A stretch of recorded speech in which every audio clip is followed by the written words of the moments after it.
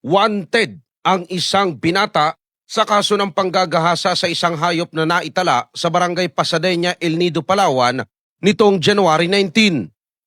Sa panayam ng brigada kay Police Major Terstarsky Timbangkaya ng El Nido PNP, sinabing may mga nakasaksi umano sa isang lalaki na inaabuso ang isang inahing kalabaw sa isang parte ng gubat.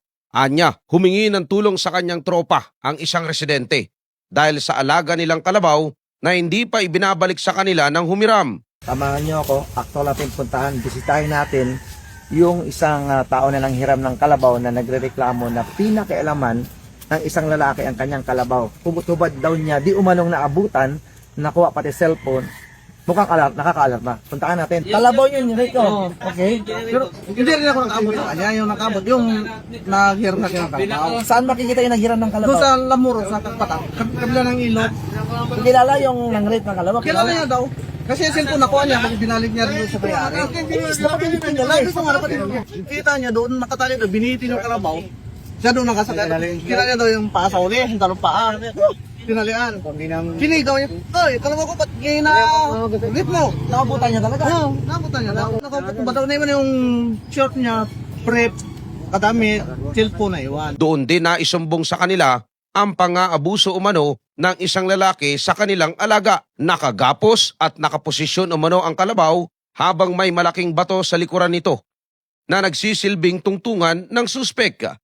Maliban dyan, na-recover din ang underwear, cellphone, tsinelas at pantalon ng suspek na nakita pang tumakbo habang nakahubot-hubad palayo sa pinangyarihan ng krimen. Kalaunay kinilala ang suspek na si alias JR na residente raw ng Barangay Kanipaan sa Rizal, Palawan.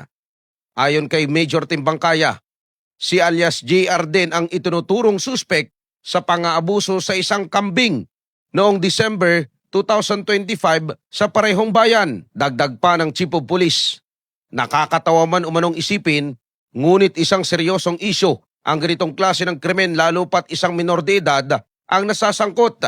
Nagagawa ang ganitong klaseng krimen marahil dulot ng psychological problems, kakulangan sa edukasyon o isang response mula sa trauma dahil sa pang-aabuso na kanila ring maaaring naranasan noon. Gayunman, patuloy pa rin ang pagsasagawa ng El Nido PNP ng investigasyon kaugnay sa insidente.